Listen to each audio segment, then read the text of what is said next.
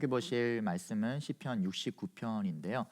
본문이 좀 길어서 마지막 부분만 좀 읽도록 하겠습니다. 29절에서 36절까지 말씀입니다. 오직 나는 가난하고 슬프오니 하나님이여 주의 구원으로 나를 높이소서. 내가 노래로 하나님의 이름을 찬송하며 감사함으로 하나님을 위대하시다 하리니 이것이 소 곧 뿔과 굽이 있는 황소를 드림보다 여호와를 더욱 기쁘시게 함이 될 것이라. 공고한 자가 이를 보고 기뻐하나니 하나님을 찾는 너희들아 너희 마음을 소생하게 할지어다. 여호와는 궁핍한 자의 소리를 들으시며 자기로 말미암아 갇힌 자를 멸시하지 아니하시나니 천지가 그를 찬송할 것이요 바다와 그 중에 모든 생물도 그리할지로다. 하나님이 시온을 구원하시고 유다 성읍들을 건설하시리니 우리가 거기에 살며 소유를 삼으리로다. 그의 종들의 후손이 또한 이를 상속하고 그의 이름을 사랑하는 자가 그 중에 살리로다. 아멘. 우리가 읽은 이 마지막 본문 내용만 봤을 때는 이게 꼭 이렇게 찬송시 같기도 하고 감사시 같기도 합니다. 하나님을 막 송축하고 감사로 찬양하고 있지 않습니까? 그래서 이게 찬송시인가 감사시인가 이렇게 생각할 수 있지만 사실은 이 69편은요 한탄시입니다. 탄원시예요. 그러니까 시인이 어떤 절망적인 상황 가운데 하나님께 절규하고 막 살려달라고 구원해달라고 부르짖는 그런 내용이 오늘 69편의 시입니다. 시인이 어떤 상황 가운데 있었을까 한번 좀 1절부터 살펴보니까요. 물들이 내 영혼에까지 흘러 들어왔습니다. 이렇게 표현해요. 그러니까 여기서 이제 자기를 괴롭히는 존재들을 물로 표현하고 있는데 물들이 그러니까 뭐 사방에서 물이 쏟아지는 장면을 한번 상상해 보면 될 것 같아요. 이렇게 자기의 몸을 적시는 정도가 아니라 영혼까지 흘러 들어왔대요. 자기를 완전히 잠식했다는 것입니다. 그래서 깊은 물에 들어가서 큰 물이 넘칩니다. 이런 표현도 2절에서 합니다. 그러니까 완전히 진퇴양난의 상황 가운데 있는 것 같아요. 그러니까 벼랑 끝에 서가지고 누가 톡 건들면 떨어져 죽을 수밖에 없는 그런 상황 가운데 있는 것 같습니다. 조금 추상적인데 4절부터는 좀 더 구체적으로 표현합니다. 까닭없이 미워하는 자가 머리털보다 많습니다. 그래요. 이유도 없이 자기를 미워하는 사람이 머리털보다 많고 그럴 수 있을까 싶은데 그러니까 나를 바라보고 내가 바라볼 수 있는 모든 사람이 자기를 미워한다. 그러니까 다윗은 왕이다 보니까 아무래도 뭐 온 백성이 자기를 미워한다 이런 표현으로 볼 수도 있겠죠. 그러니까 모든 사람 사방에 적밖에 없는 그런 상황 가운데 있습니다. 부당하게 원수가 되었습니다. 나를 미워할 이유가 없는데 저들이 마치 원수, 나를 죽여야만 하는 원수처럼 저렇게 대하고 있고 나를 끊으려 하는 자들이 심지어 강해요. 약하기라도 하면 그들이 무시할 존재라도 되면 괜찮겠는데 그들이 또 강해요. 빼앗지 아니한 것도 물어주게 되었습니다. 이거 되게 이게 마음 아픈 거잖아요. 되게 이거 억울하고 힘든 거잖아요. 막 가끔 이렇게 뭐 뉴스에 이런 사람들 나오죠. 뭐 어떤 막 십몇 년 형을 받아서 막 옥살이를 했는데 나와서 다시 억울해서 다시 재판했는데 무죄로 밝혀진 거예요. 그러면 그 지나간 세월은 누가 보상해줘요? 저는 그거 감히 상상도 안 돼요. 그분의 어떤 그런 심정이요. 와, 이런 상황인 거죠. 시인이요. 뭐 잘못한 게 없는데 빼앗은 게 없는데 물어줘야만 되는 내 잘못이 아닌데 죗값을 치러야만 되는 주를 위하여서 비방을 받아 심지어 내 잘못도 아니야. 주를 위해서 비방을 받고 있어요. 하나님 때문에 받는 비방이에요. 수치가 얼굴에 덮였습니다. 너무 부끄러워요. 수치가 얼굴에 덮여서 그냥 얼굴을 들고 다닐 수가 없습니다. 심지어 8절에 보니까 형제들에게 객이 되었습니다. 어머니의 자녀들에게 낯선 사람이 되었습니다. 이게 뭡니까? 그냥 가족들까지. 가족들은 그래도 돌봐주고 가족들은 편히 되어줘야 되는데 가족들마저도 그냥 야, 너 가문의 수치야, 너 집안 망신이야 하면서 외면하고 있는 상황입니다. 어떻게 살 수 있을까? 10절 11절 보니까요. 곡하고 금식했더니 그러니까 경건 생활을 하면 도리어 욕이 되었습니다. 굵은 배로 내 옷을 삼았더니 이거 회개하는 거죠. 오히려 말거리가 됩니다. 이게 뭐예요? 잘하면 잘한다, 잘하면은 가식이라고 욕하고 야 가만히 있으면 철면피라고 어떻게 저러고 있을 수 있냐고 욕하고 뭘 해도 욕을 먹는 것이죠. 성문에 앉은 자가 뭡니까? 구걸하는 자까지 자기를 비난합니다. 독주에 취한 술 취한 자들도 조롱하며 자기를 노래합니다. 불쌍히 궁휼히 여겨줄 자를 찾지 못하고 있어요. 그 누구도 자기를 불쌍히 여겨주지 않아요. 쓸개를 음식물로 주면 먹을 수 없는 그 쓸리 쓴 것을 음식 먹으라고 주고요. 목마르다고 하는데 초를 마시게 합니다. 죽으라는 거죠. 여러분 이런 고통 가운데 놓여 보신 적이 있으십니까? 혹은 그런 상황 가운데 지금 있으세요? 어떠십니까? 많이 힘드실 것 같아요. 저도 이런 경험이 있습니다. 제가 잘못한 게 물론 있겠지만 제가 그렇게 큰 잘못을 한 것이 아니고 내가 그렇게 비난받을 일을 한 것이 아니고 모든 사람들에게 내가 그렇게 잘못한 게 아닌데 마치 나 한 사람이 모든 잘못을 저지른 것처럼 모든 사람이 나에게 손가락질하고 나를 미워하고 어디 한 군데 하소연할 데 없는 그런 상황 가운데 처해 본 적이 저도 있죠. 정말 잠을 이룰 수가 없더라고요. 몇 날 며칠을요. 정말 목숨을 스스로 끊는 사람들이 왜 그럴까 그런 마음도 막 이해가 되기도 하고요. 정말 고통스러운 상황인 거죠. 여러분 이런 고통 가운데 있으십니까? 놀라지 마시기 바랍니다. 오늘 본문을 통해서 우리가 생각해야 될 것은 신자도 이런 고통 가운데 얼마든지 놓일 수 있다라는 것입니다. 신자도 이런 괴로움 가운데 얼마든지 놓일 수 있다라는 거예요. 우리는 복만 누리고 화평과 그 안전 가운데만 살아가는 게 아니라 여러분 말씀 기억하십시오. 너희가 세상에서 환난을 당하나 담대하라 내가 세상을 이기었노라. 예수님의 말씀입니다. 우리는 자꾸만 담대하라 세상을 이기었노라만 기억하려고 해요. 그러나 분명히 앞에서 말씀하시죠. 너희가 세상에서 환난을 당하나. 이건 어쩌면 숙명이에요. 약속과도 같아요. 신자는요 심지어 말씀으로 오히려 경건 가운데 더 살아가려고 주님 앞에서 살아가려 애쓰는 사람은요 세상에서 더 환난을 받게 됩니다. 신자도 얼마든지 이러한 고통 가운데 놓일 수 있다는 사실을 기억하시기 바랍니다. 그러나 또한 주님과 함께 일어날 수 있음을 승리할 수 있음을 또한 기억하시기 바라요. 오늘 본문의 시인은 이 고통 가운데 어떤 태도를 보입니까? 막 저주를 퍼부어요. 23절부터 보니까요 그들의 밥상이 올무가 되게 하소서. 밥 먹을 땐 개도 안 건드리는 건데 밥 먹다가 막 화를 당하게 해주세요. 평안이 덫이 되게 하소서. 평안하게 막 침대에 누워있다가 막 강도당하게 해주세요. 고통당하게 해주세요. 24절에서는요 주의 분노를 그들 위에 부어주세요. 주의 맹렬한 노가 그들에게 미치게 해주세요. 와, 주님께서 분노하시고 노를 발하시면 뭐 망하는 거죠. 끝나는 거죠.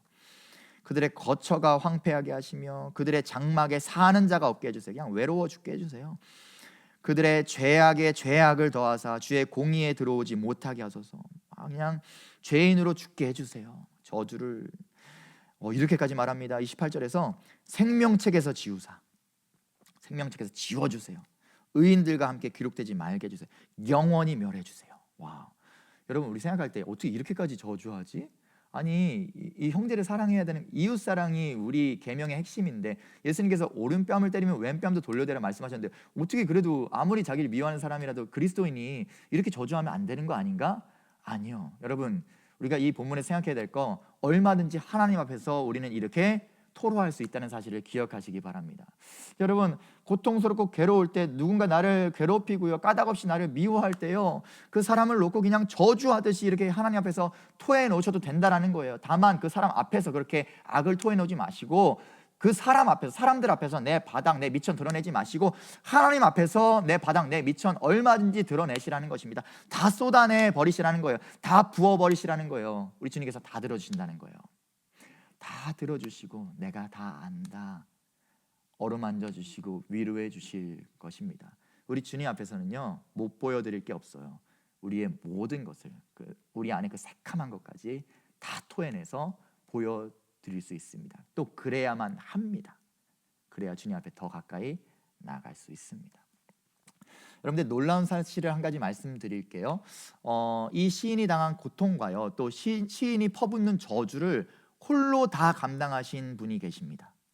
시인의 고통과 또 시인이 퍼붓는 저주를 홀로 다 감당하신 분이 계셔요. 바로 우리 주 예수 그리스도이십니다. 우리 예수님이세요. 오늘 본문은요 사실 예수님을 예표하는 본문이기도 합니다. 한번 살펴볼까요? 시인이 말했죠. 까닭없이 미워하는 자가 머리털보다 많다라고 했어요. 정말 예수님을 까닭없이 미워하는 사람들이요 골고다 올라갈 때 머리털보다 많았습니다. 모두가 예수님을 미워했습니다. 이유 없이요.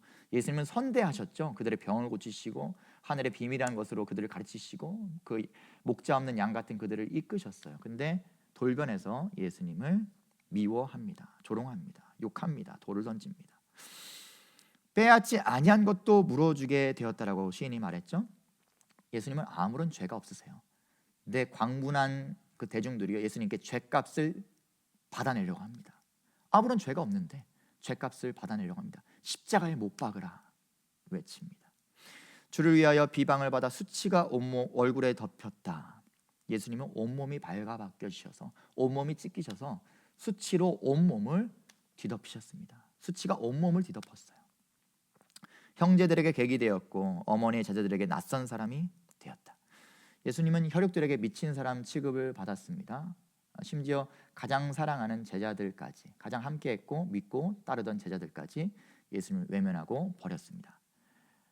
가장 심각한 고통은요, 정말 사랑 많으신 아버지 하나님으로부터, 그렇게 사랑하는 아버지 하나님으로부터, 그 연합 가운데 온전한 일치로 운행하셨던 그 아버지 하나님으로부터 버림받으셨다라는 거예요. 아버지요 아버지 어찌하여 나를 버리시나이까. 실제로 버림받으셨어요. 그 고통을 정말 겟세마네 동산에서 왜 울부짖으셨을까요? 아플까 봐요. 십자가가 하나님께 버림받는 그 고통을 떠올릴 수도 없는 것이죠. 모든 고통을 홀로 감당하셨습니다. 시인이 당한 모든 고통을 친히 받으셨습니다. 아니, 그보다 더 극심한 고통을 다 받으셨죠. 심지어 처참하게 죽기까지 하셨으니까요. 그러나요, 우리 예수님은요, 그 괴롭히고 욕하고 침뱉고 찌르고 죽이는 자들 향해서 어떠한 저주도 하지 않으셨습니다. 왜요? 그냥 도살장의 어린 양처럼 그냥 아무 말 없이 죽임 당하셨어요. 그 모든 고통을 받으셨고요, 모든 저주를 감당하셨습니다. 왜요? 그래야만 우리를 살리실 수 있었기 때문입니다. 그래서 그 저주까지 받아내십니다. 시인이 퍼붓는 저주가 뭡니까? 주의 분노를, 주의 맹렬한 노를 그들에게 미치게 해주세요. 그에게 부어주세요. 예수님이 그 우리에게 부어졌어야만 되는, 죄인인 우리에게 부어져야만 할 그 모든 진노를 쏟아 부으셨습니다. 누구에게요? 아들 예수 그리스도께요. 십자가의 예수 그리스도께 자신의 모든 죄인을 향한 진노를 쏟아 부으셨습니다. 저주가 예수님께 임했어요. 신이 말합니다. 죄악에 죄악을 더하사 주의 공의에 들어오지 못하게 하소서. 아무 죄 없으신 예수님께서요, 그 순결하신 분께서요, 온 인류의 죄를 감당하십니다. 죄악에 죄악이 더해져서 정말 흉악한 죄인의 모습으로 죽임 당하셨다라는 거예요. 그 의로우신 분이요. 생명책에서 지우사 의인들과 함께 기록되지 말게 하소서. 정말 아버지 하나님께서 생명책에서 지워버리시는 거예요. 정말 죄인으로서 심판대 앞에 세워버리시는 것입니다. 성령 하나님의 중보가 아니었다면 그는 의인으로서 부활할 수가 없었던 것이죠. 왜요? 모든 죄인의 죄를, 온 인류의 과거로부터 현재까지 미래까지 모든 죄를 홀로 감당하셨기 때문에 죄인 중에 괴수의 모습으로 죽임당하셨고, 그는 참으로 죄인의 모습이었고, 그래서 심판대 앞에 서실 수밖에 없었던 것이죠. 여러분, 우리 예수님께서 모든 고통과 모든 저주를 홀로 감당하셨습니다. 왜요? 우리 살려내시려고요. 우리 구원하시려고요. 그래서 그가 찔림은 우리의 허물 때문입니다. 그가 상함은 우리의 죄악 때문입니다. 그가 채찍에 맞음으로 우리가 평화를 누립니다. 그가 징계를 받음으로 우리가 나음을 입습니다. 그가 다 받으셨기 때문에요. 여러분, 사실 예수님이 당하신 고난은 우리 몫이죠. 죄인인 우리가 마땅히 그 고통, 저주 다 받아야만 하는 존재입니다. 근데 내가 지금 혹시 썩 괜찮다면, 내가 이런 고통 가운데, 시인의 고통 같은 이런 고통 가운데 있지 않다면요, 내 삶이 썩 그냥 평안하고 괜찮다면요, 이 예수님이 당하신 고통을 기억하시기 바랍니다. 예수님이 다 감당하셨기 때문이라는 사실을 기억하시기 바라요. 내가 다 감당했어야 되는데, 내가 다 받았어야 되는데, 그 고통 저주 내가 다 받았어야 되는데 예수님이 다 받아주셔서 그래서 내가 지금 평안을 누리고 안전 가운데 형통을 누리며 살아가고 있구나, 감사하시고 찬양하시기 바랍니다. 29절부터 이어지는 그 시인의 그 찬양과 감사의 고백처럼 우리는 날마다 찬양하고 감사하고 그 구원을 노래할 수밖에 없는 이유 뭡니까? 예수님이 내 대신에 다 받으셨기 때문에요. 반대로 혹시 이 시인과 같은 고통 가운데 계십니까? 아픔 가운데 있으세요? 까닭없이 미움당하고 있으십니까? 그러하신 분들 또한 예수님께서 당신이 당하는 그 고통을 너무나 잘 아신다는 사실을 기억하시기 바랍니다. 예수님 다 아세요. 다 아세요. 그리고 또한 기억하셔야 될 거, 예수님이 이미 다 받으셨고 이미 다 당하셨기 때문에 더 이상 고통받으실 이유가 없다는 사실을 기억하시기 바랍니다. 그렇다면 이제 그 고통 가운데서 주님께 나아가시기 바라요. 그리스도께 나아가시기 바랍니다. 주님께서 다 감당하신 줄 믿습니다. 더 이상 내가 이 고통 가운데 있을 이유가 없음을 믿습니다. 내가 세상에서 환난을 당하나 담대하라, 내가 세상을 이기었노라 말씀하신 그 약속이 내게 임한 줄로 믿습니다. 툭 털고 일어나시기 바랍니다. 주님께서 일으켜 주실 줄로 믿습니다. 주님께서 구원의 손을 내밀어서 그 고통 가운데서 당신을 건져 주실 줄로 믿습니다. 기도하시겠습니다. 아버지 하나님, 감사합니다. 우리는 정말 죄인입니다. 우리는 오늘 본문의 시인처럼 고통 당해야만 했고 저주 받아야만 하는 죄인이었습니다. 그러나 주님께서 다 감당해 주신 줄로 믿습니다. 주님, 우리가 형통하게 살아간다면 주님을 찬양하고 감사하며 한평생 살게 하옵소서. 우리가 혹여 고통 가운데 있다면 주님께서 승리하셨음을 기억하며 주님께서 다 감당하고 승리하셨음을 기억하며 주님께로 나아가는, 주님을 다시금 붙잡고 일어서는 우리 되게 하옵소서. 예수님의 이름으로 기도드렸습니다. 아멘.